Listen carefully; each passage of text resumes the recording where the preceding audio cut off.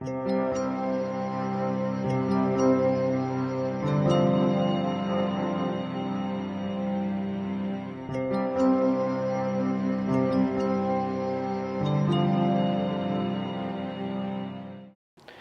Episode में हमने चर्चा करी कि किस तरह हमारा जीवन सोल्स के द्वारा लिखी गई कहानियों पर आधारित होता है।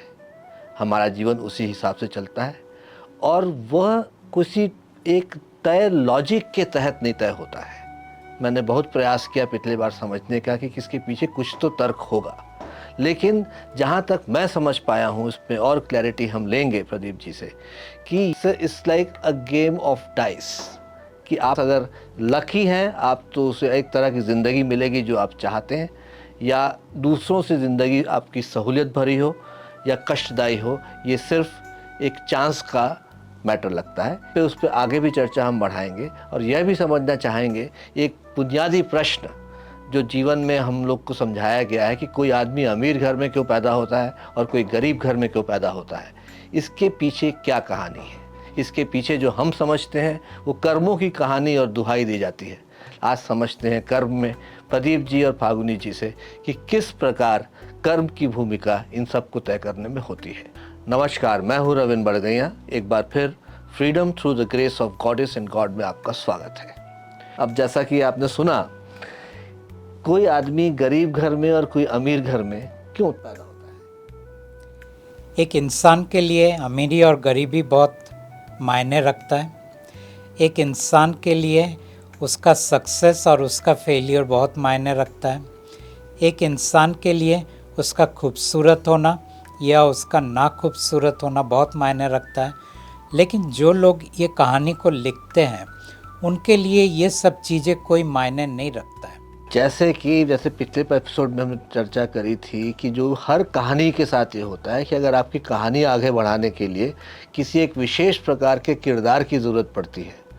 अब आपको किरदार वो गरीब घर का चाहिए तो गरीब घर का बना दिया जाता है, उस बेचारे ने कुछ किया हो ना किया हो। तो ये कहानियों में ऐसा होता है, तो असल ज़िंदगी में भी ऐसा होता है क्या? असल ज़िंदगी में उससे कई गुना ज़्यादा होता है। ये तो जब एक किरदार लिखने के बाद वो किरदार खड़ा होता है और दूसरे किरदारों को देखता है, तब उसका कंप्लेंट शुरू होता है, मेरे पास वो क्यों नहीं है जो बाजू वाले के पास है। जी।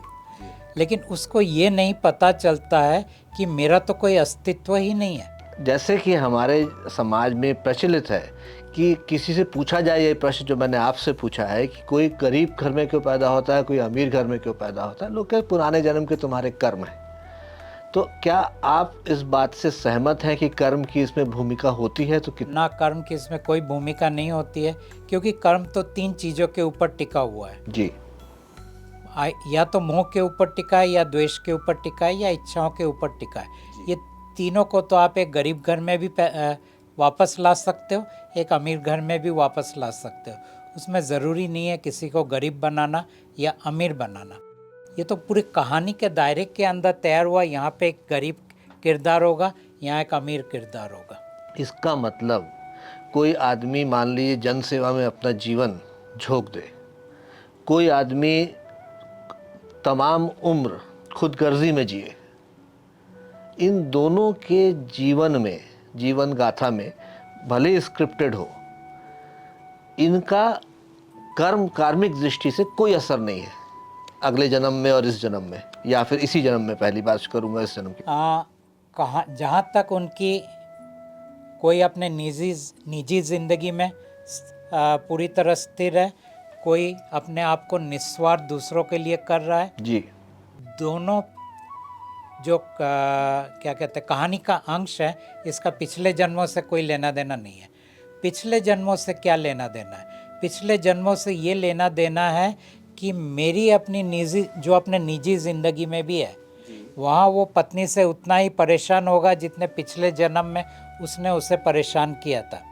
अपने बच्चे से उतना ही उसे धोखा मिलेगा जितना उसने पिछले जन्म में उसको धोखा दिया था। तो इसका मतलब पिछले जन्म के कर्म को अगले जन्म के कर्म से हम लिंक कर सकते हैं, उस जन्म में नहीं कर सकते हैं। नहीं, अगले जन्म से हम लिंक कर सकते हैं, लेकिन उससे उसकी गरीबी और अमीरी का लिंक नहीं है। मान लीजिए किसी ने पिछले जन्म में अमीर था बहुत, उसने गरीबों को बहुत प्रताड़ित किया, ठीक है। तो आपका अगर मैं तर्क उपयोग करूं कि अगले जन्म में भगवान ने कहा चलो ठीक है अब तुम गरीब बनो, तुम्हें एक अमीर आदमी बहुत प्रताड़ित करेगा, क्या ये संभव है? ये भी संभव है, ये भी संभव है कि वो वापस अमीर बनेगा और फिर जितने भी गरीब है वो सब एक साथ मिलके उसको उसका हालत खराब कर। वो भी हो सकता है कि अमीर बना डिपेंड करता है कहानी को किस तरह वो मोड़ देंगे। ये तो कहानीकार के ऊपर है कि वो कैरेक्टर को कहाँ ले जाना चाहता है। लेकिन अगर कोई अच्छे मन से, अच्छे भाव से लोगों की सेवा कर रहा है, मेरा कंपैरिजन सिर्फ उसमें, क्योंकि आज के ज़माने में लोग कहते हैं कि लोग देखिए गलत गलत काम करते हैं, भगवान का कुछ भी नहीं करता, उनको तो तरक्की ही मिलती है। तो इससे क्या है, एक प्रकार की प्रवृत्ति समाज में फैलती है कि गलत तरीके से अगर उन्नति मिलती है तो लोग गलत रास्ता अपनाने को प्रेरित होते हैं। इसलिए मेरा प्रश्न उस संदर्भ में है कि इस जन्म में आप अगर अच्छे, पिछले जन्म में उसने क्या किया उसको तो याद नहीं, इस जन्म में वो बोलेगा कि ठीक है साहब मैं इस जन्म में अच्छे काम करूँगा तो मुझे भगवान या परमात्मा जो भी है वो मुझे अच्छा उसका फल दे, ये अपेक्षा रहती है लोगों की। जब वो ऐसा होता नहीं देखते हैं समाज में तो जाहिर प्रवृत्ति होती है कि हम क्यों अच्छा करें। इसके बारे में आप क्या कहना चाहेंगे, क्योंकि ये पूरे कर्म के ऊपर रिलेटेड क्वेश्चन है। जब इंसान को पता चलता है कि दरअसल उनका जो स्टोरी लाइन है उसके अंदर उसकी चाहत की कोई इम्पैक्ट नहीं है। स्टोरी लाइन में लिखा है तुम जिंदगी भर गरीब रहोगे तो गरीब ही रहोगे, या कुछ कर तुम्हारे चाहने के अंदर कोई फर्क नहीं पड़ता। बहुत हाथ पैर मार के अगर 2 पैसे इकट्ठा भी कर लिए, कोई आके छीन के ले जाएगा, कोई उधार में ले जाएगा, वापस नहीं चुकाएगा। लेकिन प्रदीप जी हम तो कहानी सुनते हैं रैग्स टू रिचेस की, वो कहानी भी तो होती है कि आदमी गरीब घर में पैदा हुआ और जब वो गया इस दुनिया से तो बहुत अमीर था। अब ये जो कहानी का एक अंश जो हम देखते हैं ना, ये दरअसल अपने आप में लाखों लोगों को बेचैनी देता है जी, क्योंकि बाकी लोग भी रैग्स टू रिचेस बनने की कोशिश करते हैं, वो नहीं हो पाते हैं और फिर वो दुख में फंस जाते हैं। इसको ये माना जाए कि कुछ एक ऐसे उदाहरण समाज में बना दिए जाते हैं जिससे वो बाकी लोगों को अतृप्त करे, दुखी करे और उससे उसके भोजन का इंतजाम हो रहा जाएगा। तो इस तरीके से उसको देखा जा सकता है। तो इसका मतलब ये हुआ कि आपकी अभी बातों से जो मोटा मोटी मैं समझ पाया हूँ कि कर्म की प्रधानता आप इस जीवन में कहाँ से कहाँ जाओगे, क्या करोगे, डायरेक्ट रिलेशन नहीं है। अगर आपकी कहानी में होगा तो शायद, लेकिन वो तो वैसे भी हो जाएगा, आप कर्म करिए या मत करिए, कहानी में लिखा है तो होना ही है। कहानी में लिखा तो होना ही है, लेकिन कहानी में ये भी लिखा होगा बहुत मेहनत करके आप वहाँ पहुँचोगे या बहुत सहज में पहुँचोगे या अचानक एक दिन वहाँ पहुँच जाओगे। अच्छा, वो रास्ता भी लिखा है उसमें जी। तो इसका मतलब कि प्रारब्ध की हम जो बात करते हैं कि जीवन में आप कहाँ जाओगे, कैसे बनोगे, कहाँ तक आपकी तरक्की होगी, ये पहले से लिखा हुआ है। इतना बात तो तय समझे, ये तय है। ये तय है। तो अब जहाँ तक कर्म का सवाल है, जैसे आपने कहा कि वो भी एक्चुअली आपने बात सही कही कि ज़रूरी नहीं कि जिसे गरीबों को प्रताड़ित किया वो अगले जन्म में गरीब पैदा हो, वो अमीर हो सकता है और सब बाकी मिलके गरीब उसको प्रताड़ित करें, ये भी संभव है। इसका मतलब उसमें भी कोई डायरेक्ट रिलेशन नहीं है। चलिए, ये तो मैंने 2 जन्मों की बात करी, मान लीजिए 8 या 9 जन्म है, तो ये क्या ऐसे ही एक्यूमुलेट होता है या फिर कोई लेना देना ही नहीं है, वो भूल जाया जाएगा उसको? ये कई बार क्यूमुलेटिव एक्यूमुलेट होता है और हो सकता है 15-20 जन्म के पहले का एक एपिसोड वो उठा के यहाँ ले आते हैं, क्योंकि ये लोग बहुत क्रिएटिव होते हैं जितनी आत्माएं हैं, तो उनके लिए 15, 20, 25 कोई फ़र्क नहीं पड़ता है, ज़्यादातर लास्ट लाइफ का ही आता है। बट ऐसे बहुत सारे केस देखे गए जहाँ वो पिछले 5 जन्म या 15 जन्म के पुराने चीज़ों को भी उठा के लाते हैं और अपने कहानी में इंटीग्रेट करते हैं। ये तो मुझे इससे एक सीरियल की वो लाइन याद आ जाती है इसमें कि एक आदमी किसी कैरेक्टर को मार दिया गया क्योंकि उसके पेमेंट का कुछ प्रॉब्लम था। कुछ दिन बाद पेमेंट जब ठीक हो गया तो पता लगा मरा नहीं, गायब था, वो वापस आ गया। तो इतना अगर रैंडम है, इरेटिक है जहाँ तक मैं समझ पा रहा हूँ, और किरदारों की तरह हम लोग इंसानों को इधर से उधर नचाया और दौड़ाया जाता है, तब मैं एक दूसरे मुद्दे पे आता हूँ जो कि गंभीर मुद्दा है खासकर हमारे युवाओं के लिए। वो छोटी छोटी बातों को बड़ा दिल पे ले लेते हैं साहब, नंबर कम आए बुरा मान गए, कुछ दोस्तों में कुछ अनबन हो गई, बुरा मान गए। और मैंने बहुत सारी कहानी सुनी है, दुखद कहानी सुनी है कि लोगों ने अपनी जान ले ली।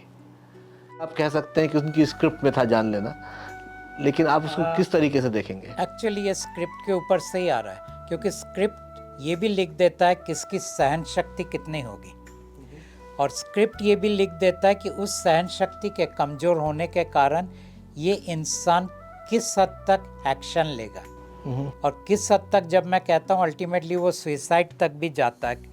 कई केसों में, ज़्यादातर केस डिप्रेशन के अंदर जाता है, और बहुत कम केसेस होते हैं वो कहते हैं जो हुआ ठीक हुआ, चलो आगे बढ़ जाते हैं। जी जी। ये जो कहता है मैं हम आगे बढ़ जाते हैं, उसमें भी उसकी कोई क्रेडिट नहीं है, वो पूरी कहानी की क्रेडिट है, क्योंकि वो तो सिर्फ एक किरदार है उस कहानी का। ये गंभीर विषय है, इस पे और ख़ासकर मैं चाहूँगा कि युवाओं को इस पर तवज्जो देना चाहिए कि जीवन में क्या चीज़ मायने रखती है, क्या चीज़ नहीं रखती है। अब जैसे आपने कहा कि कर्म, आपका जन्म भर का कर्म भी बहुत मायने नहीं रखता है। नहीं, तो अब कोई एक इंसान आपके बारे में क्या सोचता है, क्या कहता है, किस तरह बर्ताव करता है, उससे तो आपको बिल्कुल फ़र्क नहीं पड़ना चाहिए। देखिए मैं लोगों को कहता हूँ, मेरी पूरी बातों को सुनने के बाद आप कंफ्यूज्ड हो जाओगे, इस हद तक कंफ्यूज्ड हो जाओगे कि आप निराशा में गिर जाओगे, क्योंकि आप कहोगे कि ये तो सब पिछले जन्मों का फल है, ये कहानी लिखने वाले के ऊपर है, और मैं तो सिर्फ एक किरदार हूँ, मैं कर भी क्या सकता हूँ। नहीं, मैं हर वक्त ये कहता हूँ, क्योंकि एपिसोड ख़त्म होने के पहले ये मैसेज मैं दे रहा हूँ कि अपनी ज़िंदगी इस तरह जियो कि तुम अपने नाव के राजा हो। अंग्रेजी में कहते हैं you are the captain of your ship. लेकिन अगर वो शिप ज़्यादा डगमगा जाए, स्वयं को प्रताड़ित मत करो, अपने आप को पीटो मत, अपने आप को माफ़ कर देना कि बहुत सारे शक्तियाँ इन कहानियों के अंदर से खेल रहे हैं। लेकिन फिर भी मैं कहता हूँ जीना ऐसे कि तुम स्वयं के बलबूते पर जी सकते हो। बिल्कुल ठीक बात है, और ये आपकी जो पहले की हमारी चर्चा हुई है उससे भी स्पष्ट होता है कि अगर कोई इंसान अपने मोह, द्वेष और डिज़ायर को कंट्रोल कर ले तो जाहिर है वो तो अपने आप में किंग है। He is the captain of the ship.